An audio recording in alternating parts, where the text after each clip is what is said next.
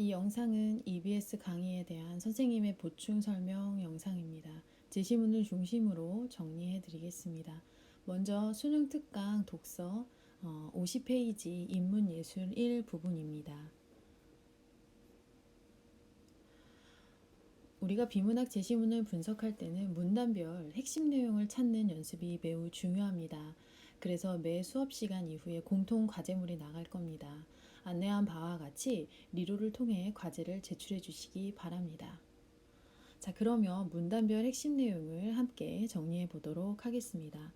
먼저 첫 번째 인문예술 지문입니다. 일단 이 긴 글을 봤을 때 문단별로 구별을 해야 합니다. 자, 문단별 구별은 아마 중학교 때도 배웠을 텐데 한 칸 들여 쓴 것을 하나의 문단으로 구별할 수 있습니다. 하나씩 번호를 붙여보도록 하겠습니다.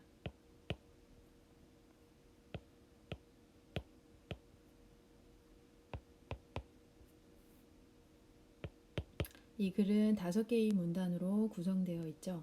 자, 그럼 첫 번째 문단부터 한번 살펴보겠습니다. 자, 먼저 앞서 강의 들었듯이 첫 번째 문단에서는 첫 번째 줄이 조선왕조는 관악과 과거제를 운영했다라는 내용이 나옵니다. 그런데 세 번째 줄에 그러나라고 하는 역접의 의미를 지니는 접속어가 있습니다. 보통 비문학 제시문에서는 그러나의 앞부분의 내용과 뒷부분의 내용이 다릅니다. 그런데 이때 당연히 그러나 뒷부분의 내용이 중요한 내용입니다. 조선 왕조 때에는 관악과 과거제를 운영했지만 16세기 이후부터는 관악이 침체되었고 사학이 활성화되었다라는 겁니다. 보통 지문 제시문에서 그러나라고 하는 역접의 의미의 단어가 나오면 반드시 이렇게 뒷부분에 주목해 주기를 바랍니다. 두 번째 문단입니다. 두 번째 문단에서는 과거제가 역시 비판받았다라는 내용입니다. 두 번째 줄부터 마지막 줄까지는 이에 대해 구체적인 사례를 들어 비판한 부분입니다. 따라서 이 뒷부분의 문장들은 뒷받침 문장에 해당되기 때문에 이 문단에서의 핵심 내용은 첫 번째 줄입니다.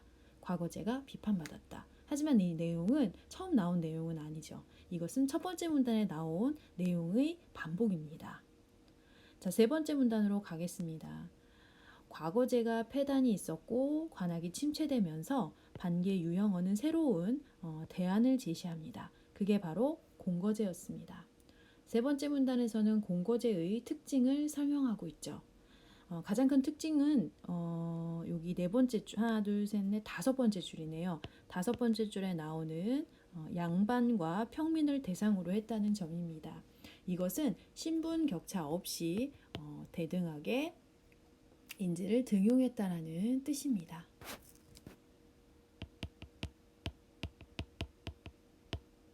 이게 공거제의 첫 번째 특징. 두 번째 특징은 운영을 할 때 이수, 방상 등등의 공통된 학제를 운영했다는 점입니다. 두 번째 특징은 공통학제. 모두가 같은 교육과정으로 운영이 됐다는 점. 그리고 세 번째의 특징은 엄격하게 선발을 했는데 혹 부적절하게 인재를 선발했을 경우는 파직이나 징계를 당하게 했다는 점. 세 번째의 공거제 특징은 선발의 투명성입니다.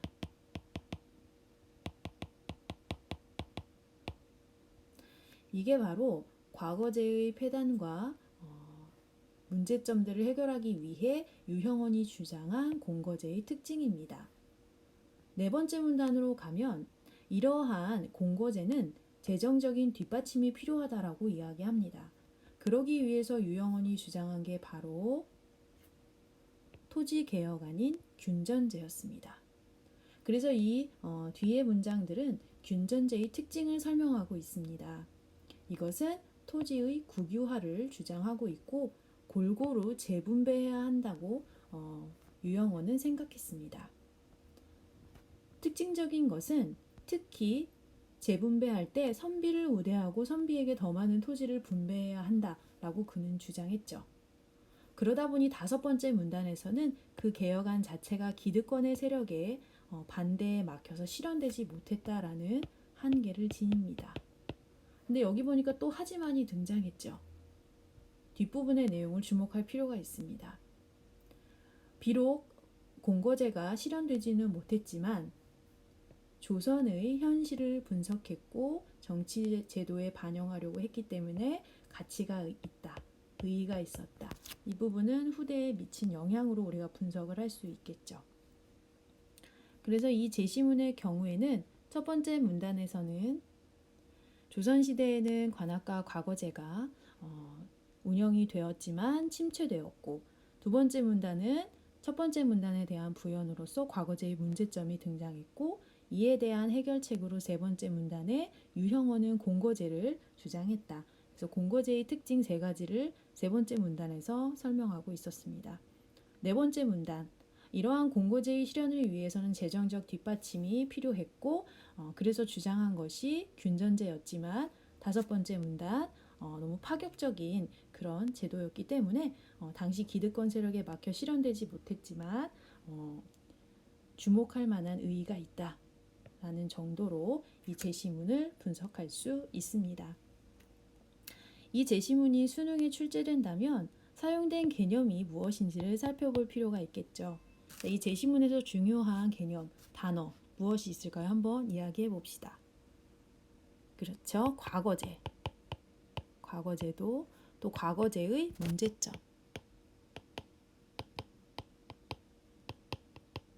또 공거제,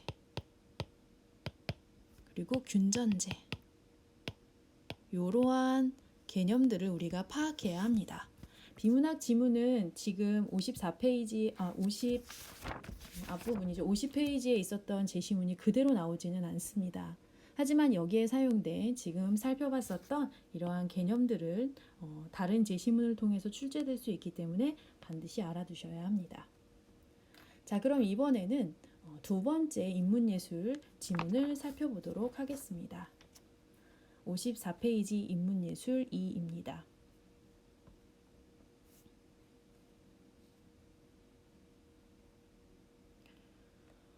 자, 이 제시문은 개념의 비교 분석이 필요한 지문입니다.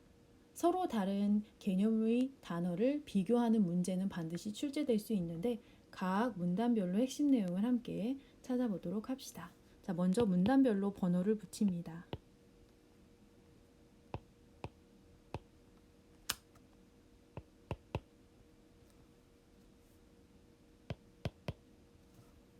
다섯 개의 문단으로 이루어진 글이죠. 자, 그럼 첫 번째 문단부터 살펴보겠습니다. 첫 번째 문단에서 첫 번째 줄을 보면 실증주의에서는 지식을 어떻게 보았는지를 설명하고 있습니다. 핵심 단어는 객관적이라는 겁니다. 자, 그런데 세 번째 줄에서 딜타이라고 하는 인물이 등장하는데 그는 이런 실증주의에 대해 반대합니다.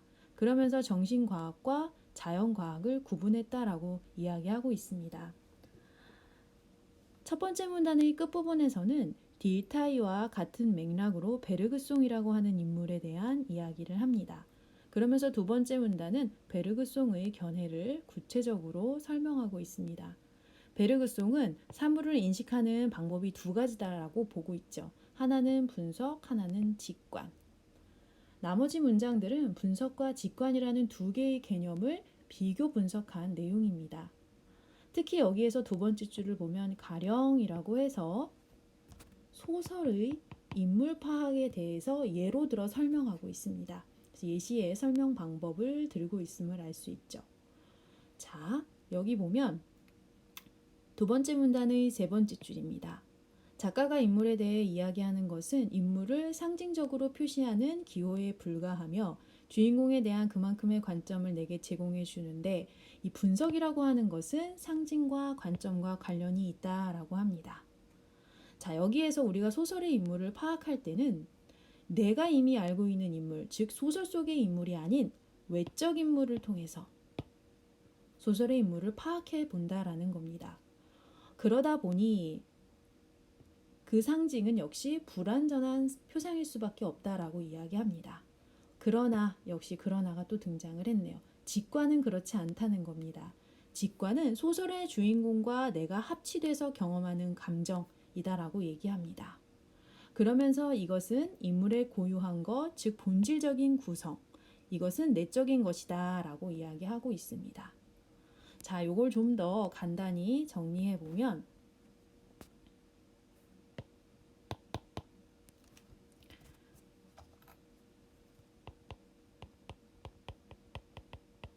베르그송은 분석과 직관을 구별합니다. 자, 소설에서 인물을 파악할 때 베르그송은 다른 인물과의 비교를 통해서, 즉 외적 요인에 의해서 그 대상을 인식할 수 있다고 봤습니다. 하지만 직관은 소설의 인물과 합치되, 동일시되 그것을 통해서 그 대상을 인식할 수 있다고 본 겁니다. 즉 외적 요인이 아니라 내적 요인에 의해 사물을 인식할 수 있다고 본 거죠. 기억하겠지만 분석의 경우는 상징, 관점과 연관이 있다고 아까 앞부분에서 이야기했습니다. 하지만 직관은 상징이나 관점에 연관이 있다고 하지 않았죠. 그리고 또 하나,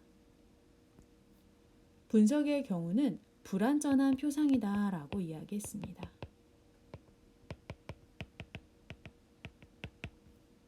자, 그러면 다시 본문으로 가보겠습니다. 이번에는 세 번째 문단입니다. 세 번째 문단도 분석과 직관을 좀 더 자세히 설명하고 있습니다. 이 분석의 경우는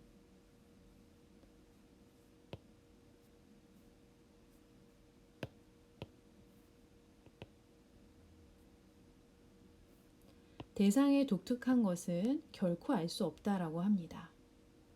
하지만 직관의 경우는 대상 안으로 투사하고 대상과 동일시한다라는 차이가 있습니다. 자, 따라서 이 뒷부분 살펴보면 분석을 통해 얻어지는 지식은 상대적이지만 직관을 통해 얻어지는 것은 절대적일 수 있다라는 겁니다. 자, 그럼 결국 여기 분석과 직관을 비교하는 문단에서 세 번째 문단도 연장선이라고 볼 수 있습니다. 분석을 통한 지식은 상대적인 지식에 머문다. 이에 반해 직관은 절대적 지식 파악이 가능하다.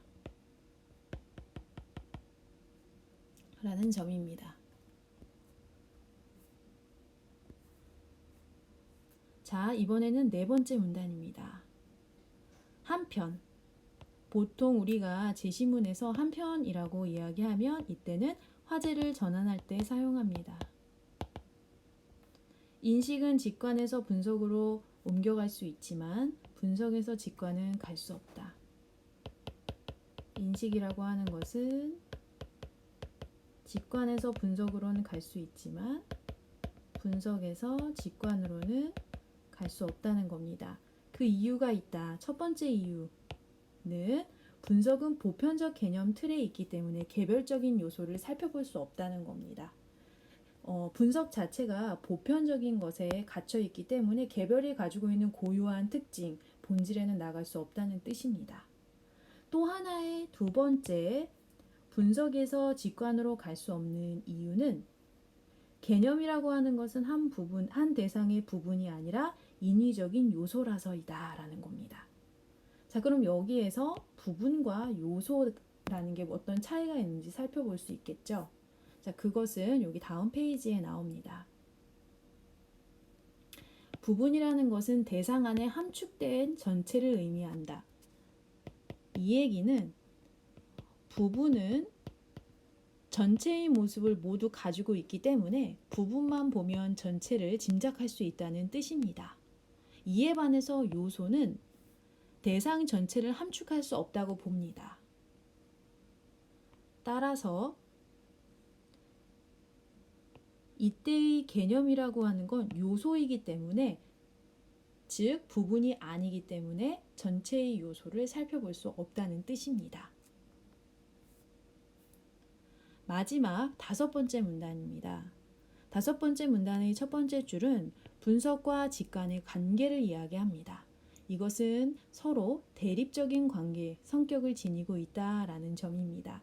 그리고 이 다섯 번째 문단에서 중요한 부분은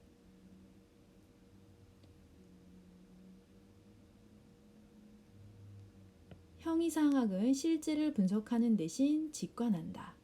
즉, 형이상학은 실제를 상대적으로 인식하지 않고 절대적으로 파악한다.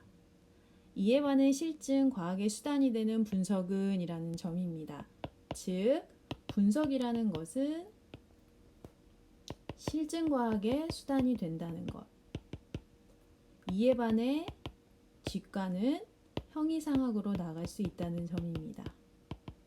결국 이건 역으로 말하면 실증 과학은 분석의 특징을 지니고 있고 형이상학의 경우는 직관의 특징을 지니고 있다는 점입니다. 자, 그렇다면 이 제시문에서 중요한 단어들을 한번 또 찾아봅시다. 일단 여기에서는 베르그송이 주장한 분석, 직관의 차이,